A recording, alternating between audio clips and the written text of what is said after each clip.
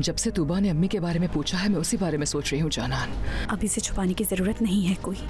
जहरा ने मुझसे कहा था कि हमारी अम्मी वापस जरूर आएंगी। उसका जिक्र मेरे सामने बार बार मत किया करो। जहरा एक पागल औरत थी। मुझे लगता है जुनैद भी इसी बात से डर रहा होगा कि कहीं मामू और नानी उसके साथ भी यही सलूक ना करें।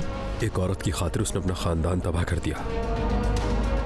मेरे बाबा की मौत का सबब भी वही है। तूबा एक समझदार लड़की है, वो ये सब समझती है और उसे ये भी मालूम है कि तुम्हें उससे कितनी मोहब्बत है। करीम साहब ने मुझे उसकी आंखों के सामने रुस्वा किया है। क्या करीम साहब तूबा की शादी होने देंगे? करीम कभी भी उन दोनों की शादी नहीं होने देंगे। दादी, हम दोनों बाहर जा रहे हैं। तुम कहीं नहीं जाओगी तूबा।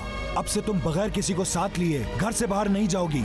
जहाँ भी जाओ मुझे बता कर जाओगी। आपको क्या लगता है कि मैं भी वही करूंगी जो आपने किया? जिस तरह आपने छुपकर इससे शादी की है, मैं भी जिम से इस तरह शादी करूंगी। आप यही सोच रहे हैं? देखिए ड्रामा सीरियल इश्क एक गुनाह रोजाना रात 7 बजे सिर्फ ऑन टीवी पर।